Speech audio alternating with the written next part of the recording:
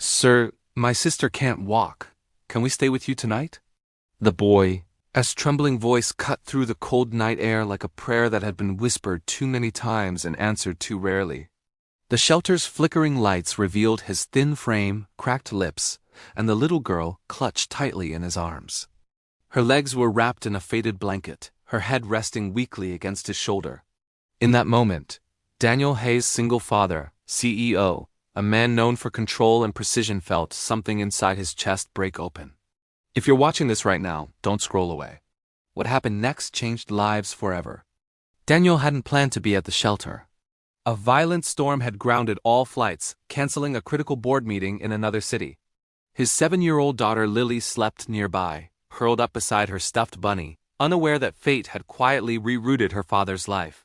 Daniel turned back to the doorway where the boy stood, trying to look strong while shivering from cold and fear. "Please, sir," the boy whispered again. "The shelter is full. We'll sit anywhere. My sister hasn't eaten since morning." Daniel looked down at the girl's pale face, at the way her fingers clutched her brother's jacket, as if he were the only solid thing left in the world. 3 years ago, Daniel had lost his wife. He'd learned that some grief never leaves it, just waits for a place to soften. He crouched down slowly. "What's your name, buddy?" "Armen," the boy said. "And this is Alina. She's 8. She can't walk anymore since the accident." The storm howled outside, mirroring the fear in Armen's eyes. This wasn't a decision for a CEO. It was a decision for a father, a human being. Daniel nodded. "You can stay with us." Armen blinked, stunned, as if the words hadn't registered. Inside, Daniel gave them his own blankets, the only spare mattress, and shared the food meant for himself and Lily. When Lily woke up and noticed Alina, she walked over quietly and placed her stuffed bunny beside her. "You can hold her," Lily said softly.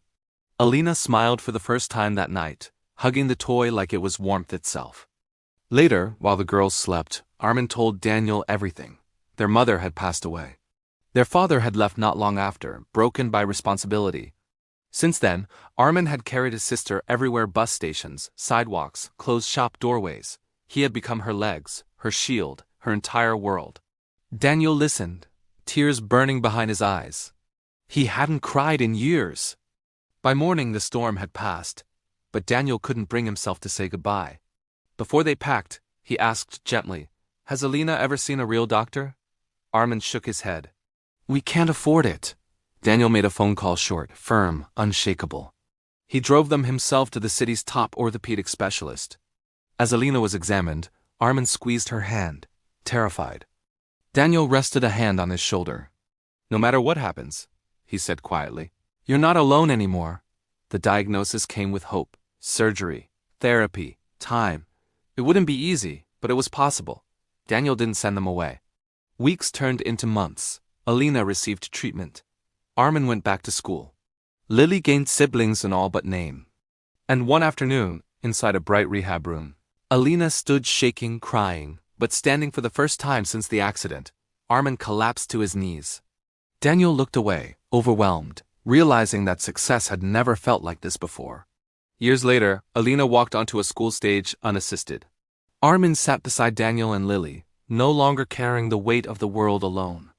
And Daniel, the man who once measured life in profit and loss, finally understood something simple and powerful. Sometimes the biggest storms don't destroy you. They deliver you exactly where you're needed.